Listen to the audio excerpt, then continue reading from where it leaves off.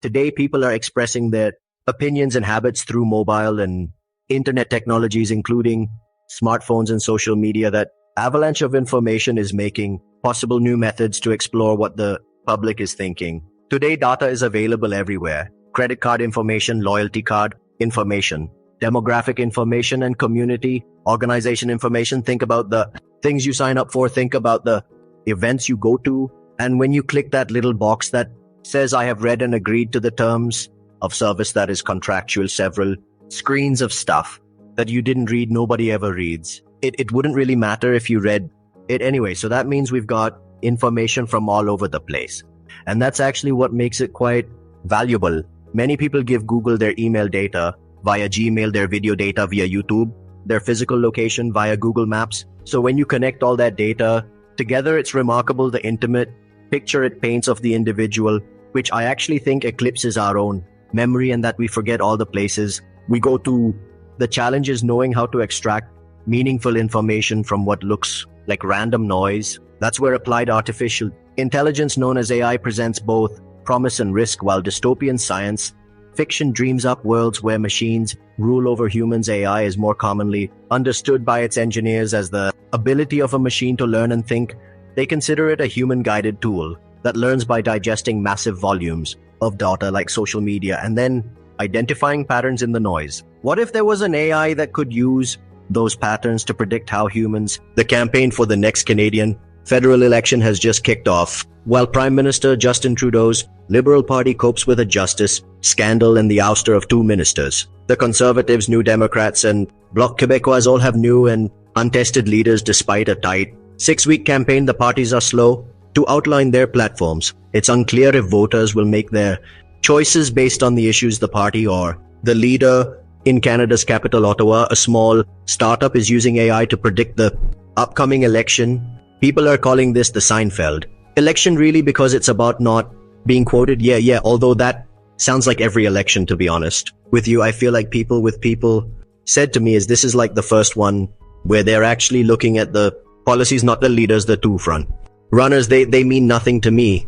Yeah, it's really about who do I think is going to do the best job for the economy, for the environment. And I heard a lot of people, obviously the economy is always the top for everybody. But who has the best policies? Physicist Kenton White and accountant Aaron Kelly co-founded Advanced Symbolics, or ASI, in the market research company, uses public data in AI to forecast consumer attitudes. In the era of Cambridge Analytica and all that, people think it's just some sort of voodoo science, like we have a shame in making things happen. I want people to understand that this is just math and it's science like anything else, and it's probabilistic, it's statistics, just like it's always been, except it's being done by poly instead of by phone operators. They can use a similar approach to predict political opinions before it be kind of hard to get information about millions and millions of people and apply statistical physics to it. But now I've got Facebook, now I've got Twitter. How do I use that? Though they don't work for either political parties or news outlets. Kelly and White saw the election prediction game as a way to promote their research method. Think about when we do traditional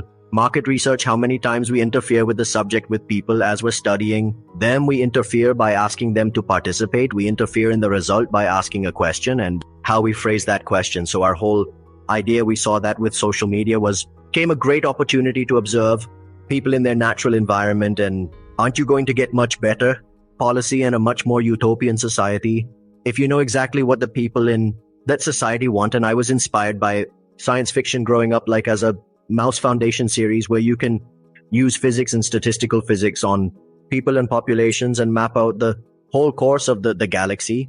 I was quite disappointed when I learned that that's not really possible. The explosion of social media data offered White a potential treasure trove.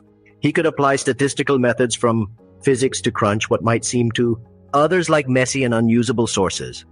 We just happened to call her. We're going to call her Polly. We didn't put any thought into it except politics.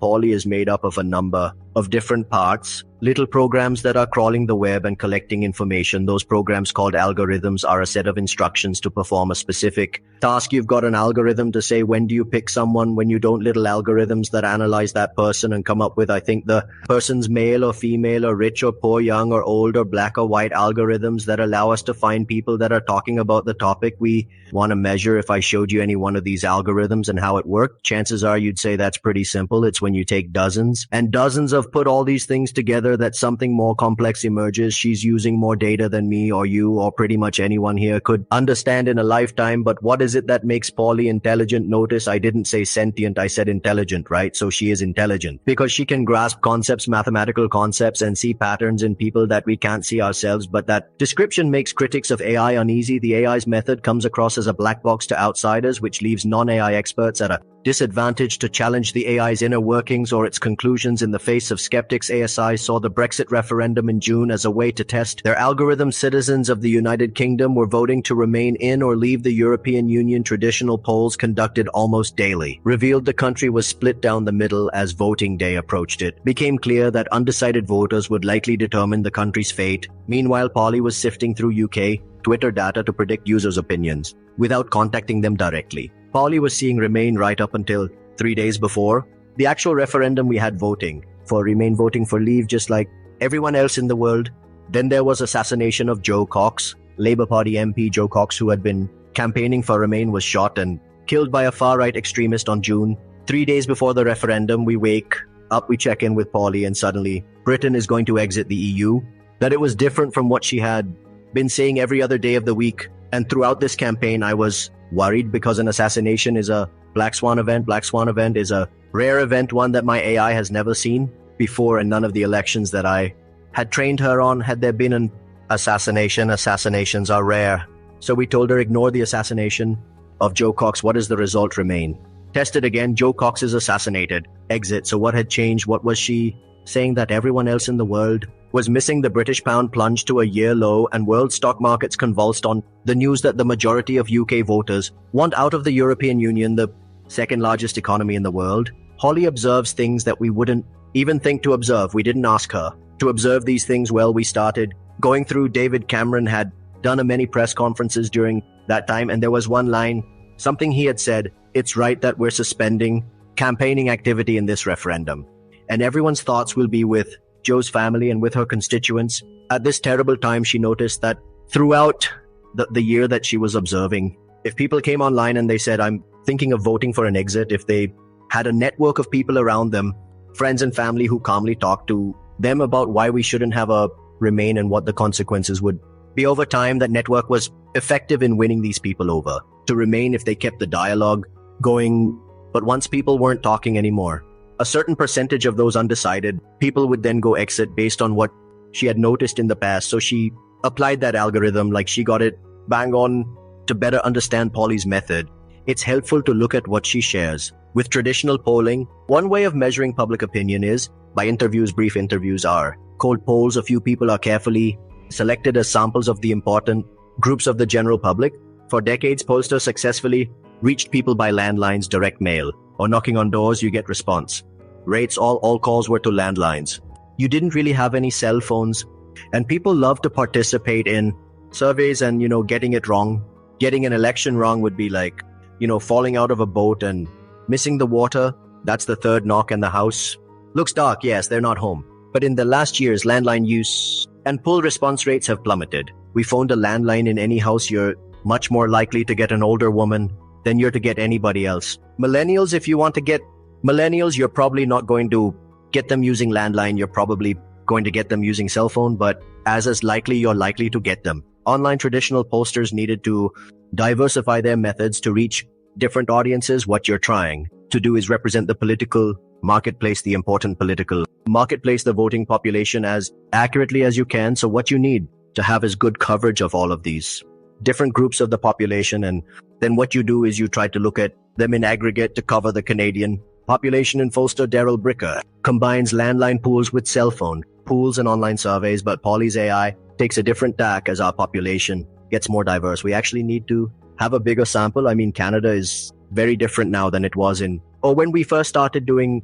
phone polling, but we haven't really evolved the science since the S. So we're still getting the same sample sizes. We're still approaching the science in the same way, even though the population has changed a lot now with social media. Finally, we have the opportunity to evolve this science for the first time in years. Traditional polling has struck out on several recent election predictions. We're going to win the lighthouse. We're going to take it back. And perhaps most famously in the U.S. presidential election, pollsters overwhelmingly predicted Hillary Clinton to beat Donald Trump if the lines are long tomorrow. Please wait. Trump's win demonstrated that pollsters had missed the vote. They predicted the popular vote, but missed the tight local races in swing states, which delivered Trump an electoral college victory. Clearly, their models were just completely off. The actual percentage of the vote predicted by the polls is actually what happened, but we weren't measuring the electoral college. Obviously, you go through a dark night of the soul whenever these kinds of things happen. While it's too expensive and inefficient to pull each riding regularly by traditional methods, social media's huge scale makes that possible with AI. Talking about politics on social media or all your opinions on social media is now kind of the norm. Like, that's become a normal way to communicate in the same way that people used to have, I think, long conversations on the phone. Frequently too now, of course. Back in the day, you couldn't just tap people's phones. You had to call up and ask them about opinions. But now the thing about social media that's interesting is when people are communicating their opinions on social media, often they're doing it in a form that is public, and that allows us to see what they're saying and to then derive their opinions from that. But not all social media platforms have data that are relevant to white. We use a sample for data source depending on the problem that we want to look at. We have found that for elections, we get the strongest signal from Twitter. Many pollsters and social scientists question the value of Twitter data. Platforms like Twitter and Facebook is basically a group of self-selected people, because not every Canadians are on social media. And even if they're on social media, not all of them use it to discuss politics. So again, basically, you're getting a slice of a smaller slice of the public. I think it's like to use Twitter for news use. Twitter overall, in my own belay understanding of it, I tend to think about its elite journalists and like high engaged super participants that are on Twitter. So not everyone is on Twitter. Let's take the low number.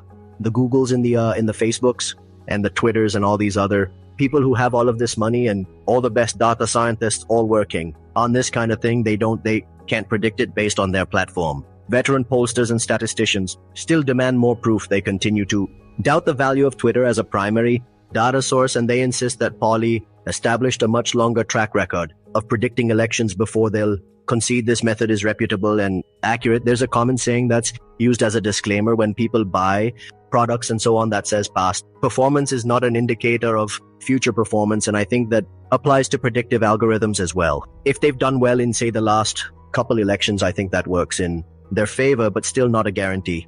And as they do better and better in more and more elections, I think you can start to trust them more and more.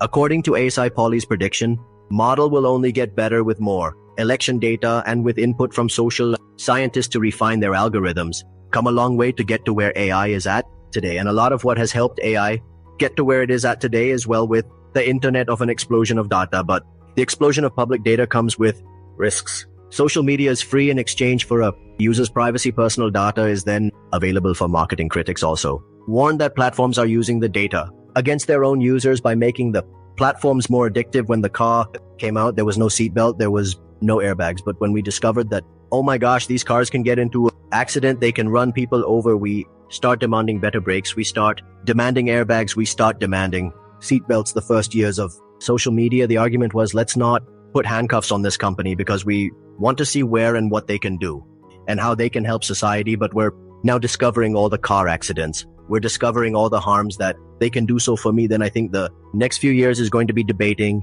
what does regulation of social media look like? I think the big problem is we're thinking of campaigning in an analog world when in fact it's all automated and digital, and neither our language nor our laws really anticipate the power that Facebook has and the way in which individuals or political parties or foreign governments can use that power to tip the scales of the election, if not just muddy people's perception of the election. Because the whole point we have an election is to legitimize the outcome. If people believe rightly or wrongly that algorithms have taken over the election, well, then they're not going to see the results as legitimate. They're not going to see the government as legitimate. Therefore, it's going to make government's ability to actually govern that much more difficult in many ways. using data to get people to vote and pulling people to participate in politics is fairly beneficial. In fact, if you were to ask me what could data be good for, it's like getting more engagement in politics. And so I don't think that by definition political advertising is a problem. What I think is that the way that online advertising works and the fact that requires so much surveillance to develop ad profiles and that the way you're doing targeting is so much ad fraud, those are the kind of real issues. I think Canadians are feeling creeped out about the way in which technology and surveillance is playing a growing role in their society. But I think they feel powerless. So we've had this notion of if you want privacy, stay at home. If you want privacy, only tell. But if you decide to participate in the public square, if you put information out there, you will be held to have said it's okay for anybody to do anything with that information. And that is what just does not work in the modern world. I think it's really quite pernicious to think that, well, we'll solve this with consent and we're just going to change, do you consent in or consent out, the flaw in that is that still the individual against this massive organization. And the great divide is they know a lot about you. You don't know a lot about them. We invented all of these structures and we can invent something else. Holly's election predictions depend on the ongoing popularity of Twitter and easy access to its data. But if new regulations to protect user privacy or restrict the social media business model came into force, they could profoundly change the way people use social media. I don't believe social media is going to become more private. There will be a need for public networks where people can go to create content that anyone can view and anyone can engage with, kind of making a big bet on that too. I don't know. I think maybe the traditional pollsters are afraid of this because it's the future. There was a famous Twitter chatbot that Microsoft put out. I forget the name of the chatbot, but it was a demonstration of natural language AI. And it was a really, really sophisticated, just wonderful. A lot of people got wind of this little chatbot Twitter account. And they started saying, what could we do to teach this AI to be the most offensive, repugnant Twitter account on the planet? And they succeeded. This little AI became a horribly racist, xenophobic. So Microsoft had to shut it down. Is that the AI's fault? Why do we as miserable and that mean and that bad to us and show that example to the machines? When you see bad children, usually bad parents. So when it comes to AI, when it comes to all of this, that to me is my North Star. I have to be a good parent. I have to be the best parent for Polly.